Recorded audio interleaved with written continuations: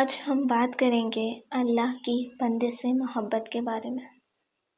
اگر ہم غور کریں لفظ اللہ تو اللہ بذات خود ایک محبت ہے۔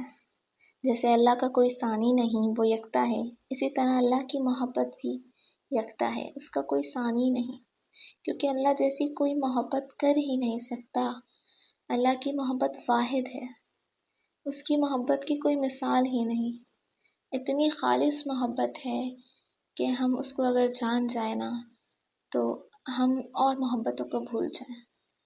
ایک حدیث آتی ہے، اس کا احوال یہ ہے، اس کا خلاصہ یہ ہے کہ اللہ تعالیٰ فرماتا ہے کہ میرے بندوں کو پتہ چل جائے کہ میں ان سے کتنی محبت کرتا ہوں تو ان کے سینے پھٹ جائیں، کیونکہ ہم اتنی محبت اللہ کرتا ہے کہ ہم اس محبت کو اپنے سینوں میں، اپنے دلوں میں نہیں سما سکتے، اتنی محبت ہے اللہ کی۔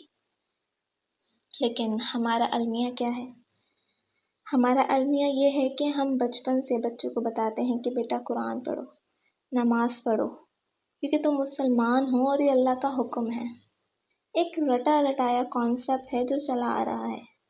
کبھی کسی نے بتایا ہی نہیں کہ قرآن اور نماز کیوں پڑھو، اللہ ہے کون اور ہمیں کیوں پڑھنی چاہیے۔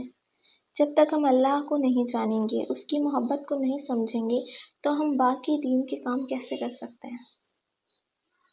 اللہ تو وہ ہے جس نے ہمیں پیدا کیا، ہمیں تخلیق کیا، اپنے دست مبارک سے ہمیں بنایا اور فرشتوں کو ہمیں سجدہ کرنے کو کہا، اتنا عظیم رتبہ ہمیں دیا، ہمارے رہنے کے لیے پوری دنیا بنا دی۔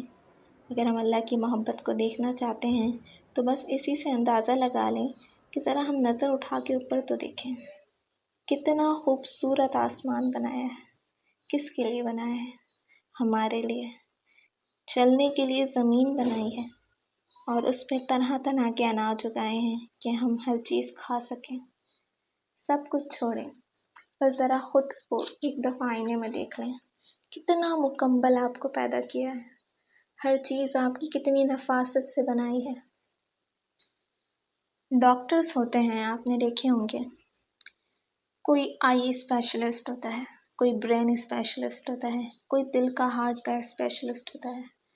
یعنی کہ کسی ایک ڈاکٹر کو وہ اتنا پڑھتا ہے، اتنی پڑھائی کرتا ہے تو اس کو ایک آنکھ کے بارے میں علم ہوتا ہے کہ آنکھ کی کیا چیز ہے، کیا بیماریاں ہیں، یہ آنکھ کیسے بنی، اس میں کیا کیا مالیکولز ہیں، وغیرہ وغیرہ۔ اتنا پڑھنے کے بعد صرف وہ ایک آنکھ کو جان پایا ہے انسان کی، وہ بھی پوری طریقے سے وہ نہیں جان پایا، ہمیشہ اس کو آگے سے آگے اس میں جانتا رہتا ہے اور اس کو تبدیلیاں دکھتی رہتی ہیں۔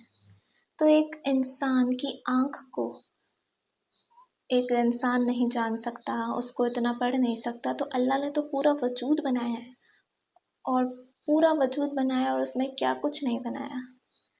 یہ جو ہمارے ہاتھ پاؤں ہیں جو بظاہر ہمیں اوپر سے دکھتے ہیں، لیکن اس کے اندر کیا کچھ ہے یہ ہم نہیں جانتے۔ ان نسوں کو جوڑنا، ان کی سب کچھ، یہ تخلیق کس نے کی؟ ہمارے اللہ نے۔